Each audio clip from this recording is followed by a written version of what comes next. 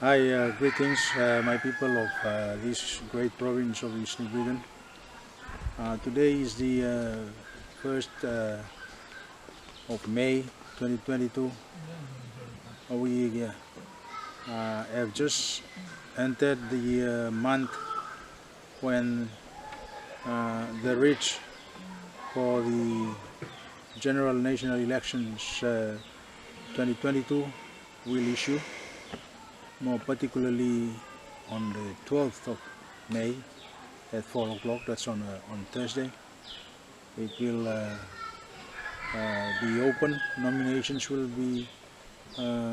take place for a period of 1 week, and then the following Thursday at 4 o'clock again the nominations will close. As we approach the election proper period, I feel it is timely to express some thoughts about what this election must really mean for the people of this great province of East New Britain. How the people of East New Britain should view this election. What does it mean to them as a people, to them as individuals, to them as members of family units, and to them as people coming from different cultural backgrounds, from different parts of not only East New Britain but throughout the country. Now, I personally feel that a lot of reflection must take place. Our people need to spend not just a few moments, but a reasonable amount of time pondering over the very important issues as to who they want to mandate during these general national elections. And I think this is important. It is important, firstly, in the sense that as we reflect back on the journey that we have taken as a province since the last elections, I think personally our vessel, the MV East New Britain, has wandered off track in terms of the journey that it should have taken over the last 5 years, 2017, and now we are entering the 5th year, which is 2022. I personally believe that the time is right for our people to hold those who have captained our vessel, those who have been in the engine room, so to speak, those who have been in the control room, so to speak. It's a time that our people hold them accountable. They must be held accountable, and they must account for the manner in which our vessel, MV East New Britain, has traveled. And this is important also because our people have felt the great adversity, the great adverse consequences that have ensued from what I see as a serious failure in the way that our province has been led. Our people have suffered, and this is an open secret. We all know that instead of lifting the bar of performance in our great province, the bar has actually dropped much lower than it used to be. So much so that I have my personal doubts about whether we can truly continue to regard ourselves as a model province. I sometimes sit and wonder why it is that we continue to pretend that all is well, and that somehow, regardless of all that has happened, that we have the audacity to continue to regard ourselves as the model province. I believe that we are far from being that model province that we used to be some years back. And I can attribute this drop in the performance to the kind of choices that our people have made over the years. Not only in the period starting to 2017 through to 2022, current today, but we must also understand that what began in 2017 in terms of the leadership of this province was merely a continuation of what has been happening in terms of leadership over the previous terms of Parliament, more particularly in as far as East New Britain as a province is concerned. Now, I attribute this failure to what I consider to be a total lack of understanding of the law that governs this province. As a province, we are governed by two important constitutional laws.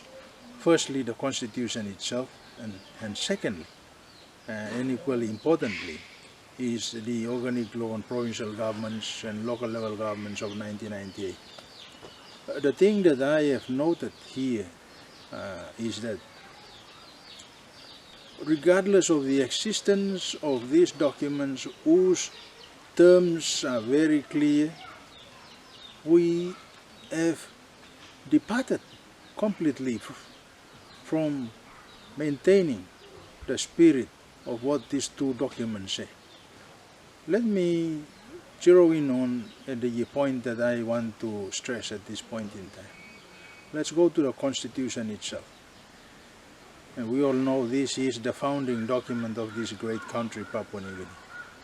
It was adopted on 16 September 1975, and in fact it is the document that founded Papua New Guinea as an independent sovereign nation. In this document, the preamble, the very first 11 words that to be found in the preamble are, "We, the people of Papua New Guinea, united in one nation." You count those words, they add up to 11. So you see, I want to draw attention to the reference in these 11 words to United Nation. So from the very outset, it must be clear that our founding forefathers who wrote the Constitution were very clear in their mind that a country of 1,000 tribes that Papua New Guinea was, it was important, it was imperative that unity be the immediate focal point, the immediate concern that would have to be addressed, that as a nation was important to stress in this founding document, the Constitution. We go to the Organic Law that I have referred to, the Organic Law of 1998, the Organic Law on Provincial Governments and Local Level Governments. In the preamble also, in the preamble it also emphasizes, okay, the need to maintain the unity as a sovereign nation. We need to maintain, all right, unity as a sovereign nation. Is this a coincidence? No, it is not, because the lawmakers, the parliament, in this particular organic law, were equally adamant, okay, that whilst powers were being devolved to the provinces by way of this organic law 1998, the lawmakers, the parliament was adamant, all right, that the first issue in the process of devolving powers to the province was to ensure that we maintain unity as a sovereign nation. So that meant that regardless of how much legislative power was being given to the second level and the third level of lawmaking house, all right, regardless of how much executive power was devolved to the executive arm of the provincial government in particular, all right, and similarly legislative power and executive power to the local level governments, it was important that at all times we maintain unity as a sovereign nation. Why I have spent time stressing the whole notion, this whole idea of unity, of oneness, is this: that both these important constitutional documents stress the whole notion, the whole idea of unity, of being a united nation, a sovereign united nation. As I said, regardless of us, Papua New Guinea being comprised of 1,000 tribes. And the reason why I believe Parliament, our forefathers and the Parliament in 1998 have been stressing the whole idea of unity is that it holds the key. All right, the whole notion of unity is the key to how we move forward as a nation, how provinces must move forward as a nation, as provinces, sorry. The whole idea of unity must always be at the forefront, whether at the national level or at the provincial level. The forefront of any development work, any work, and the progress of the provinces and the nation must be based on unity. It must entail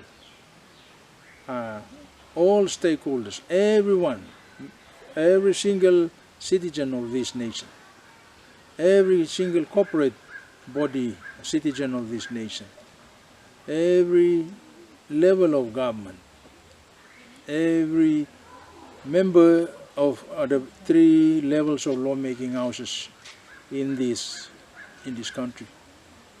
We must learn to hold hands. We must move forward as a united nation, as a united province, as a united LLG. Now, for me personally, I believe that the failure here is that we have been trying to address issues without involving, without focusing, without paying attention to the cry or the aspiration for unity to be the guiding pillar in our way moving forward. Now, unity, for me, personally, I believe must start at the lowest level. And the lowest level I see the family units.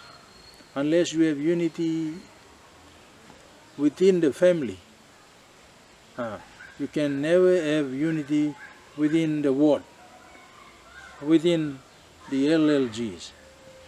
within the provincial government, and of course within the national government. And this makes sense.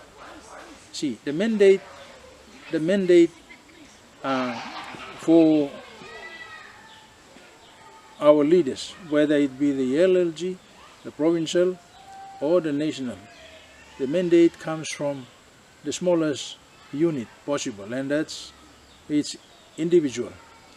An individual gives his or her mandate to the leaders, and unity, unless we as family units made up of the individuals, unless the whole idea of unity is part and parcel of our lives as individuals, as individual members of a family, as members of a ward, as members of an LLG, as members of a province, unless we have unity as being part and parcel of our lives, our entire being, we will have, we can move forward and we can aspire to achieve greatness in the way that we serve our people as leaders, in the way that we interact with each other as citizens of this country,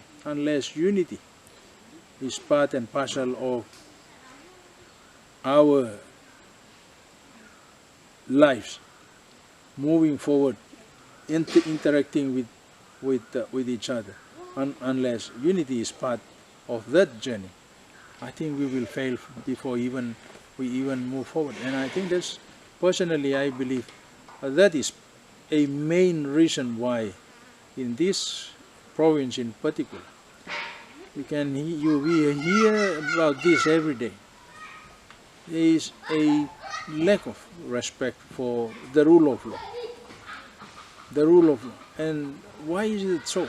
It's because people have lost touch with what was the initial ideas that inspired our leaders. They knew very well that the task of uniting a nation of 1,000 tribes was a very, almost a near impossible task. But yet they moved ahead with pursuing the dream to be a united, Papua New Guinea to be a united nation, and they did that. They did that, and they succeeded in pursuing and gaining independence for Papua New Guinea without, as we all know, without any bloodshed. So we virtually got independence on a golden platter, and I think that's part of the reason why it's part of the reason why we have gone off track, because we did not shed any blood. You compare us to other nations where independence came on the back of turmoil, of civil wars, civil unrest, of wars, on the back of people losing, thousands and thousands of people losing their lives, all for the sake of freedom, all for the sake of nationhood. We have across the whole length and breadth of this globe, it is well chronicled, and you find them in archives and books and publications all around the world. Nations, fighting and to gain independence. Here in Papua New Guinea, we did not go through all that, and I think that's part of the reason why we take things for granted in this not only in this country but in this province. In this province, we take things for granted. We just I think personally I feel because of that we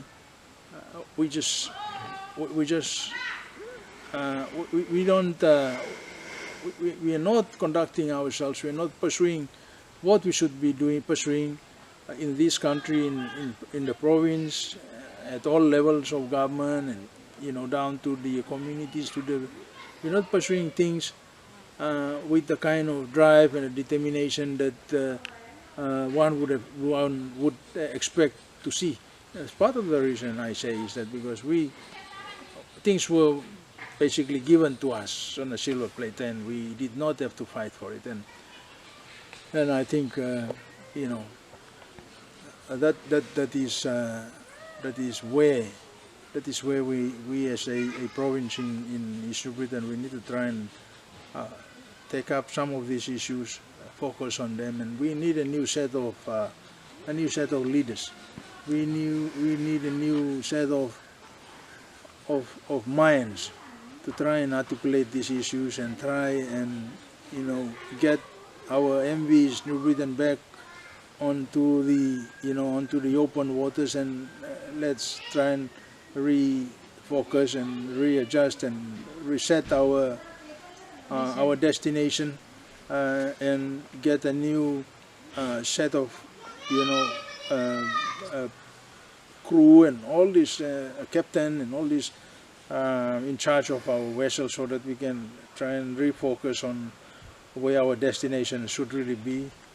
Because now, as I see it, I think a lot of people will agree that we are almost on the reef. In fact, I think we're already on the reef, and we just, unless the high tide comes in and gets us off the reef, I think we'll be stuck here for a while. And when I talk about a new set of waves, I'm talking about a new set of leaders. I think the time is right.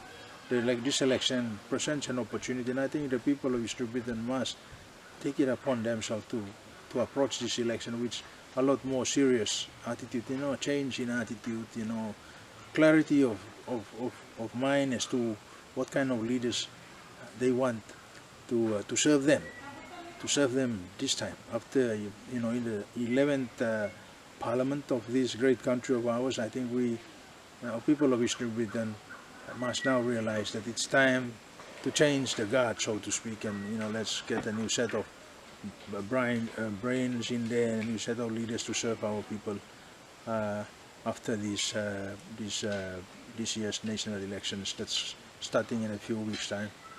So that's just for the timing. Some of my thoughts that I feel that I should just kind of express. This is just speaking off the cuff. I haven't really written anything down for this video, but I just feel that as I feel these things, I want to get it out of my system, and I just want to urge the people of East New Britain to get those that are going to be voting. Those are registered, those are qualified to be on the common rolls, the qualified electors or voters, to between now and when the reach issue, to really sit down and think for themselves, decide, make some decisions. I think for now we have been really casual about the manner in which we approach our voting. We just kind of turn up on the day and put 1, 2, 3 and there, and put 1, 2, 3 and there, and that's it. We really must change that approach to voting. We must now, take things more seriously, a lot more seriously, in terms of who we want, who our 3 choices are for the open, who our 3 choices are for the regional seat. This is important. We need to, to spend some time, as individuals, as family, we need to also discuss this, so that at the end of the day, you get your 3 best choices for the governor seat, and the 3 best I want to say for the time being. And thank you for listening. God bless you all. Thank you.